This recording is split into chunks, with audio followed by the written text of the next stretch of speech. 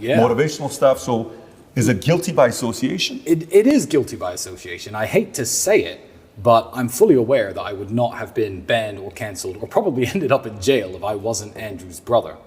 But there are so many benefits that come with being Andrew's brother that you have to take the good with the bad. So it didn't upset me too much. No, I smiled about it. Where does this positive attitude come from? You could be the victim. Oh, Andrew, you did this. Yeah, you landed me in jail. Look at all our assets are seized. Yet, smile on your face, as gracious, just humble guy. Where did all this come from? You know, it's always been the way me and Andrew are, and we've shared in our successes. The first time he became a millionaire, we celebrated. When I became a millionaire, we celebrated. When we bought our first supercar, we drove that home from the dealership together.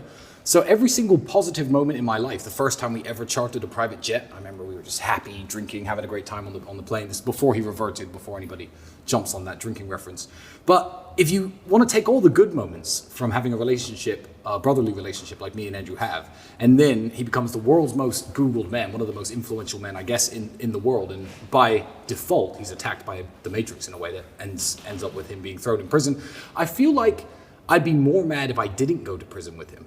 I'd feel like, I've taken all the good from being associated with Andrew, and, he builds me up and I build him up. And for him to be sitting in jail without me, it would just feel wrong.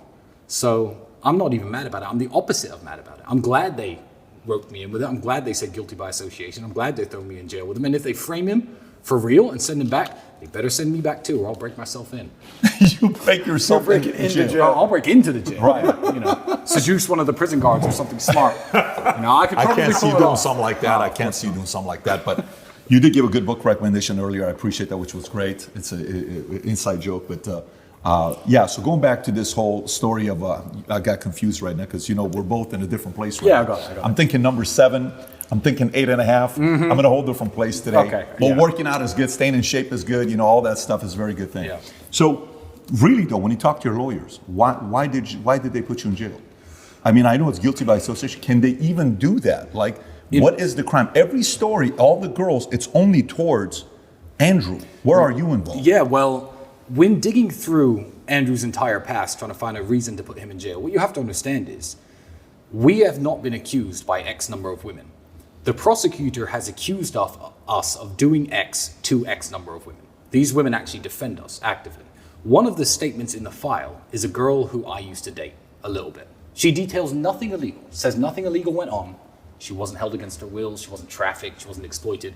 But because I used to sleep with her, I guess I'm guilty too. So, I guess one of the girls is my ex. So that's the only real link with me. But yeah, it's guilty by association. They wanted the Tate brothers in jail. I think. When they came to arrest, did they come to, was it you and Andrew? It was both of you. Yeah, they had arrest warrants for both of us.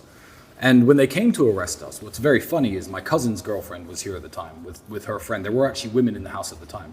The women in the house were not questioned. The women in the house were not asked if they were okay. The women in the house were not asked if they were in danger, if they were safe. They were completely left alone, left to sit on the couch with us while the police watched over us. Well, they went through the house and took everything that was valuable. They were Googling the value of the various items they were taking, marking it down on a spreadsheet, and they left, I think, without saying a single word to the women who were in this house, which is very unusual, you would think, in an investigation about human trafficking. But, you could take what implications from there you will, and guess what their motivations were, if you will, but I can't say anything at the moment. That makes sense. So we talked to Andrew earlier about his experience in jail. How was the experience for you, from your point of view? Romania spends less money per prisoner than any single country in the European Union. The prisons are constantly getting in trouble from the European Union for being underfunded, too many people per room, not enough square meters, not enough calories per day. So the jail experience, it wasn't good, but it was interesting. And I took jail in a very strange way. I feel like if you're gonna walk around the world running your mouth all the time about what you are and what you think you are, eventually something's going to come along in the world and test you. If you walk around saying, I'm the baddest man on the planet, I can beat anyone up on earth. Mm-hmm. One day someone in the street is going to be like, you're the guy who thinks he can beat anyone up and punch your lights out. I don't speak as much as Andrew, but I do say I'm a very strong-minded person. I always preach to young men, if you're going through hardships, you need to deal with it like a man, continue your training, stay focused.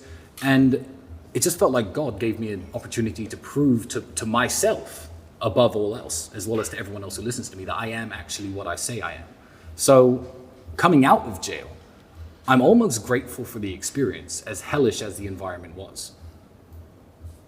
As hellish as the environment was, you were grateful for it. Yeah, I'm grateful that my life has been very, very easy for the last 6 or 7 years. I retired from professional fighting when I was 28. The last sad thing that I guess happened to me was my father passing when I was 26 and a half. So I'm 34 now, I'm coming up 35. These things happened a very long time ago. I've increased in wealth, I've increased in fame. I fly around the world doing whatever I like, driving whatever car I like, staying wherever I like, sleeping wherever I like, going, it's been such an amazing experience that I haven't tested myself for real in a very long time. So yeah, grateful for